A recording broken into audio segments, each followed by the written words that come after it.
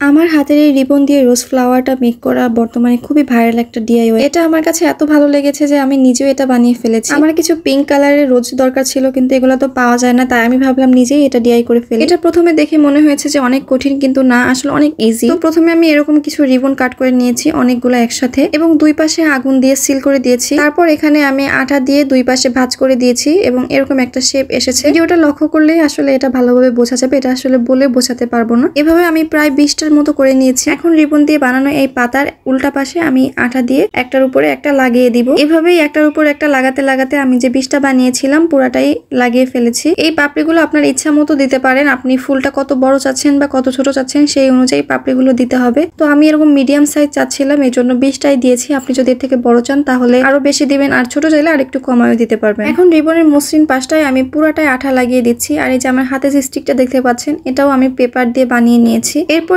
স্টিকটাকে আমি এই পাপড়ির সঙ্গে আঠাটা যেহেতু লাগানো আছে, এভাবে আস্তে আস্তে ঘুরিয়ে ঘুরিয়ে একটা ফুলের শেপ দিব। এখানে আপনার একদমই কষ্ট করতে হবে না, আপনি শুধু এরকম স্টিকটাকে ঘোরাতে থাকবেন আর দেখবেন একাই একটা ফুল রেডি হয়ে গিয়েছে। এটার আউটপুটটা যে এত সুন্দর দেবে আমি আসলে ভাবতেই পারি নাই, বানানোর পরে বুঝতে পেরেছি যে এত সুন্দর হয়। আসলে দেখতে কিন্তু একদমই রিয়েল ফ্লাওয়ার মনে হয়। ফ্লাওয়ারটা বানানোর পরে আমার কাছে একটু সাদামাটা মনে হচ্ছিল যে এটার উপরে যদি একটু গ্লিটারি ভাইব দিতে পারতাম তাহলে আরো বেশি সুন্দর লাগতো, কিন্তু আমার কাছে আসলে কোনো গ্লিটারি ছিল না। তারপর মাথা থেকে একটা চমলক্ষ আইডিয়া বের করি, আমার মেকআপ বক্সটা বের করি এবং এখানে একটা গ্লিটারি শ্যাডো ছিল, সেটা দিয়ে আমি এটার উপরে গ্লিটারি একটা ভাইব আনার চেষ্টা করেছি। ফুলটার উপরে আমি আগে থেকে আঠা লাগিয়ে নিয়েছি এবং ওই শ্যাডো থেকে একটা পেপারে করে এটার উপরে লাগিয়ে দিয়েছি এবং এটা খুব সুন্দরভাবে হয়ে গেছে। গ্লিটারটা দেওয়ার পর এর সৌন্দর্য আরো কয়েক গুণে বেড়ে গেছে, দেখতে অনেক বেশি আইসুদিং লাগছে। ফ্লাওয়ার গুলো দিয়ে যেহেতু আমি একটা বুকে বানানোর চিন্তা করেছি, তাই আমি এই বুকে পেপার কিনে এনেছি। এটা খুবই সিম্পল হয়তো আমি করার চেষ্টা করেছি, খুবই সহজেই। এটা একবার দেখলে আপনারা নিজেরাও পেরে যাবেন। আমার কাছে মনে হচ্ছিল এই পেপারটা যদি আরেকটু বড় হতো বা ডাবল আরেকটা কিনতাম তাহলে আরো বেশি সুন্দরভাবে দিতে পারতাম মনে হয়।